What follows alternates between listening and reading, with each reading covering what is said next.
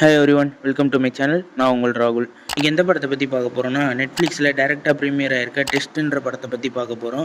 இதில் யார் யார் நடிச்சிருக்காங்கன்னு பார்த்தீங்கன்னா, மாதவன், சித்தார்த், நயன்தாரா, மீரா ஜாஸ்மின் ஏகப்பட்ட பேர் நடிச்சிருக்காங்க.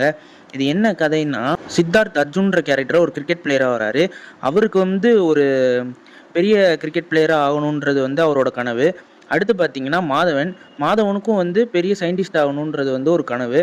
இந்த மாதிரி கனவோடு இருக்கிறவங்க தன்னுடைய சுயநலத்துக்காக எவ்வளோ தூரம் எந்த எக்ஸ்ட்ரீமுக்கு போகிறாங்க அப்படின்றத இந்த படத்தோட கதையாக இருக்கும்.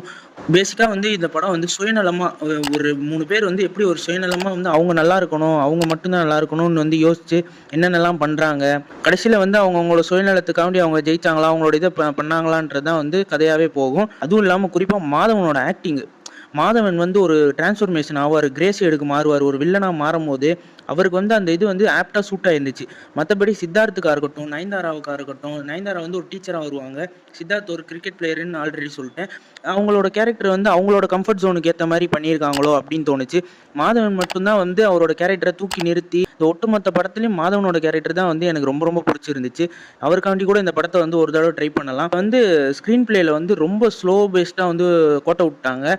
அது மட்டும் இல்லாமல் மாதவனோட கேரக்டர் எழுதின அளவுக்கு மற்றது எழுதலையோ, மற்றவங்களாம் ஆக்டிங்க்கு அவங்க கம்ஃபர்ட் ஜோனுக்குள்ளே இருந்துட்டாங்களோன்னு தான் எனக்கு தோணுச்சு.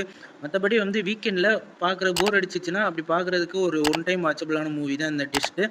நீங்கள் வேணால் முடிஞ்சால் ட்ரை பண்ணி பாருங்கள். இது நெட்ஃப்ளிக்ஸில் அவைலபிளாக இருக்குது. நெக்ஸ்ட் ரிவ்யூவில் பார்ப்போம். Stay peace, stay safe. மறக்காம சர்ப்ரைஸ் பண்ணுங்க. தேங்க்யூ.